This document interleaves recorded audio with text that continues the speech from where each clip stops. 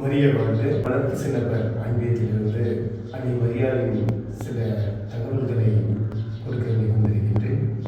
விண்ணேற்பு அன்னையை பற்றி இன்றைய தினத்தில் குறிப்பாக இங்கு உங்களோடு பகிர நான் ஆசையாக வந்திருக்கிறேன். விண்ணேற்பு அன்னை என்பது நமக்கு கொடுக்கப்பட்ட மாபெரும் ஒரு பொக்கிஷமாக இருக்கிறது. அதாவது அன்னை மரியாதை இறப்பதற்கு இருக்கும் தருவாயில் இருக்கின்ற பொழுது அங்கு அப்போஸ்தலர்கள் 12 பேர் இருக்க வேண்டும். ஆனால் 11 பேர் மட்டுமே இருந்த காரணத்தினாலே அன்னை மரியாதையுடைய ஆசி கிடைக்காமல் தோமா மட்டும் வெளியே இறங்குகிறார். அனைவருக்கும் உள்ளுணர்வு தூண்டப்படுகிறது. அனைவரும் இணைந்து எருசலேம் செல்கின்றனர். அந்த அன்னை மரியாதை பார்க்கின்றனர். அன்னை மரியாதையின் ஆசிரியை பெறுகின்றனர். அன்னை மரியாதை இறக்கின்றார். அப்போது தோமா இல்லாத காரணத்தால் அவருடைய கல்லறையில் அவரை அடக்கம் செய்கின்றார்கள். அப்போது தோமா விரைந்து சென்று அன்னை உள்ளுணர்வினால் தூண்டப்பட்டு விரைந்து செல்கிறார்.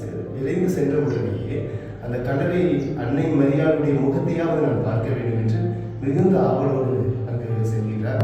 கல்லறை திறக்கப்படுகிறது. அந்த கல்லறையில் விண்ணக வாசனையானது இருக்கிறது தவிர அன்னை மரியாதையுடைய உடல் அங்கு இல்லை. உடனே அந்த உணர்வை அவர் ஏற்றுக்கொள்கிறார். அப்போது அன்னை மரியாள் அங்கு புனித தோமையாருக்கு காட்சியளித்து அதை உறுதிப்படுத்துகின்றார். இதை ஏற்கும் விதமாக 8ஆம் நூற்றாண்டில் புனித நிக்கோலஸ் காலத்தில் அன்னை மரியாள் விண்ணேற்பு அன்னை என்று வழங்கப்பட்டு அவரை ஏற்றுக்கொள்ளப்படுகிறார். அது ஆகஸ்ட் மாதம் 15ஆம் தேதி அன்று அதை பிரகடனப்படுத்தி அதை உறுதி செய்கின்றார்கள். இதை 1950ஆம் ஆண்டு அன்னை மரியாள் விண்ணேற்பு அன்னை என்ற பெயருடன் பெருவிழாவாக கொண்டாடப்படுகிறது.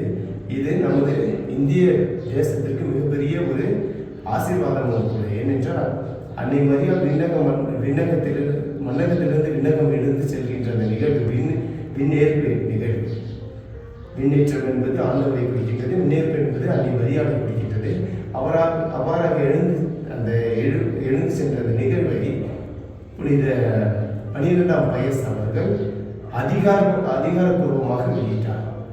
ஆகவே தான் விண்ணேற்பு அன்னையின் திருவிழாவானது கொண்டாடப்படுகிறது. விண்ணேற்பு அன்னை நமக்கு சொல்லும் கருத்து ஒவ்வொன்றும் அனைவரும் அமைதியுடனும் சமாதானத்துடனும் சந்தோஷத்துடனும் நிம்மதியாகவும் அன்னை மரியாதை பின்பற்றி நாம் வாழும் பொழுது அவரின் வழியாக அவர் எவ்வாறு விண்ணேற்பு அடைந்தாரோ அதுபோல நாமும் அன்னை மரியாதை போல தாழ்ச்சியிலும் பொறுமையிலும் சிறந்து விளங்கக்கூடிய பிள்ளைகளாக வாழ வேண்டும் என்று அன்னை மரியாதை விரும்புகின்றார். ஆகவே நாமும் ஒருவருக்கு ஒருவர் அன்போடும் சமாதானத்தோடு இருந்து அன்னை மரியாதை பின்பற்றி அவருடைய அடிச்சுவடுகளின் வழி நடக்க அன்னை மரியாதை நோக்கி